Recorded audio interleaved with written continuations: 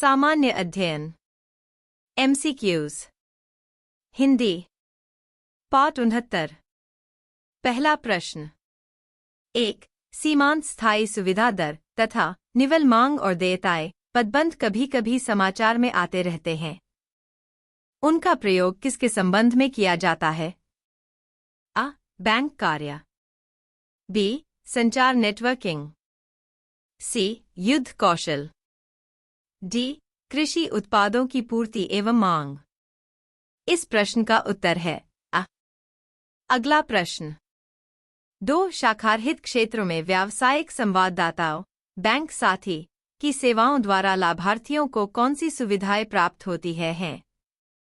1। यह लाभार्थियों को अपने गांव में अपने सहाय्य और सामाजिक सुरक्षा लाभ प्राप्त करने योग्य बनाती है।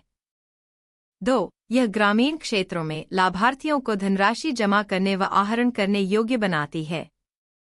नीचे दिए गए कूट का प्रयोग कर सही उत्तर चुनिए। आ। केवल 1। बी। केवल 2। सी। 1 और 2 दोनों। डी। न तो 1 और नहीं 2। इस प्रश्न का उत्तर है सी।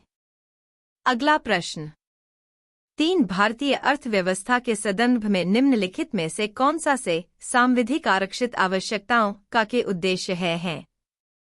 1। केंद्रीय बैंक को बैंकों द्वारा निर्मित की जा सकने वाली अग्रिम राशियों पर नियंत्रण रखने की सक्षमता प्रदान करना।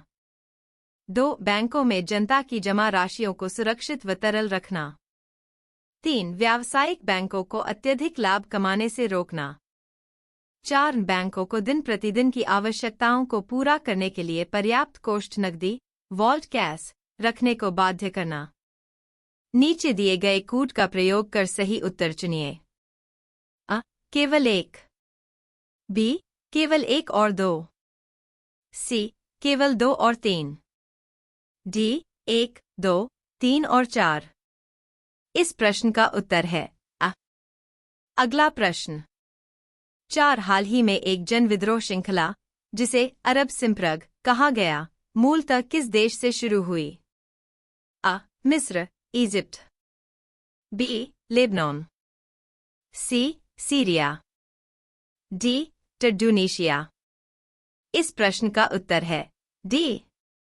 अगला प्रश्न 5। निम्नलिखित देशों पर विचार कीजिए। 1। Denmark. 2। Japan. 3। Russian federation. 4। United kingdom. 5। United states of America. उपर्युक्त में से कौन से आर्कटिक काउंसिल के सदस्य हैं? आ। 1, 2 और 3। बी। 2, 3 और 4। सी। 1, 4 और 5। डी। 1, 3 और 5। इस प्रश्न का उत्तर है डी। अगला प्रश्न 6। निम्नलिखित युग्मों पर विचार कीजिए।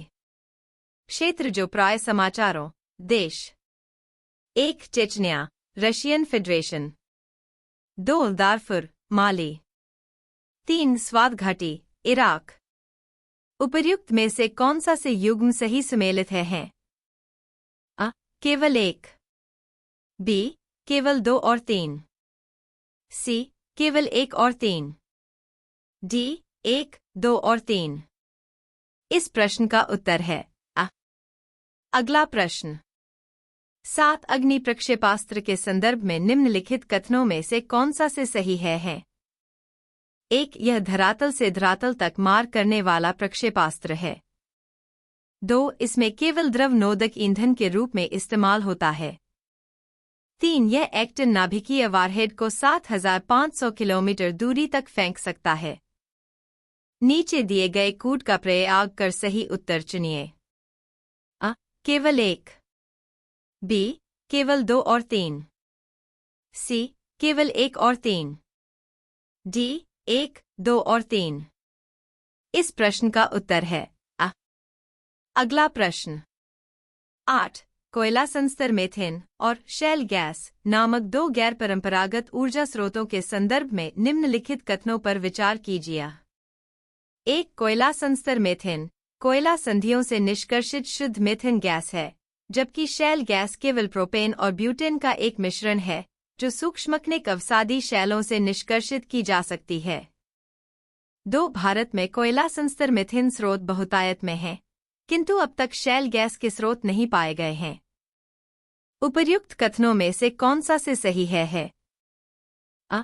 केवल 1, बी. केवल 2, सी. 1 और 2 दोनों, डी. न तो 1 और नहीं 2।